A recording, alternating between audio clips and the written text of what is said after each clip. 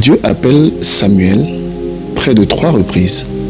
Et chaque fois que Samuel entend la voix de Dieu, il va vers son père Élie. Alors cela nous amène à nous poser 2 questions essentielles. La première question, c'est de se dire, est-ce que la voix de Dieu ressemblait exactement à celle de son père, au point où Samuel arrive à confondre la voix de Dieu avec la voix de son père? Tu liras cette histoire dans le livre de 1 Samuel au chapitre 3, tu pourras lire du verset 1 au verset 21. Et la deuxième question qu'on peut se poser, est-ce que Samuel n'a pas utilisé des moyens humains pour interpréter la voix de Dieu qu'il entendait? Oui, ça fait 2 questions. Peut-être que Samuel entendait exactement Dieu lui parler comme si c'était son père qui lui parlait. Et la deuxième question, c'est peut-être qu'il a utilisé des moyens simplement humains pour pouvoir interpréter la voix de Dieu. Mais ce que j'ai envie de te dire à toi, c'est que Samuel a été appelé par Dieu plus de 3 fois. Lorsque Dieu appelle Samuel, il ne dit aucune autre phrase. Il dit simplement Samuel, Samuel. Oui, un peu comme Dieu t'appelle aujourd'hui. Tu regardes mes vidéos tous les jours, mais c'est peut-être la voix de Dieu qui t'appelle. Tu me suis régulièrement.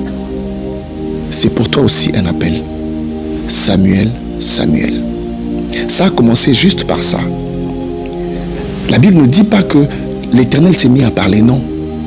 Dieu disait Samuel, Samuel. Et Samuel, 2 voies d'analyse. Soit il courait vers son père parce qu'il confondait cette voix à la voix de son père, soit il entendait la voix de Dieu, mais il l'a interprété avec des moyens humains, ce qui le conduisait vers son père. Et je te pose la question aussi, depuis que Dieu t'appelle, remplace le nom de Samuel par ton nom à toi. Depuis que Dieu t'appelle, depuis que Dieu te bipe, qu'est-ce qui se passe? Est-ce que tu confonds cette voix-là à une autre voix, à celle de ton travail, à celle de ton mariage? Oui. Est-ce que tu ne confonds pas cette voix-là avec des moyens humains que tu utilises pour interpréter l'appel de Dieu? Et j'ai envie de te dire, c'est Dieu qui te parle. Mais quand Dieu t'appelle, ça commence comme ça. C'est juste Samuel, Samuel. Oui, tu vas utiliser tes moyens, tu vas aller à gauche, à droite pour te poser des questions. Oui, j'ai fait un songe. Oui, un prophète m'a dit. Oui, c'est sûr que je vais servir Dieu. Et Dieu te dit toujours, Samuel, Samuel.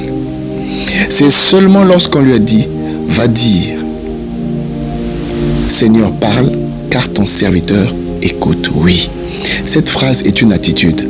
Quand Samuel s'est rendu disponible, quand Samuel a dit, Seigneur, parle, maintenant ton serviteur écoute. Oui. Lorsque Dieu a entendu cette parole-là,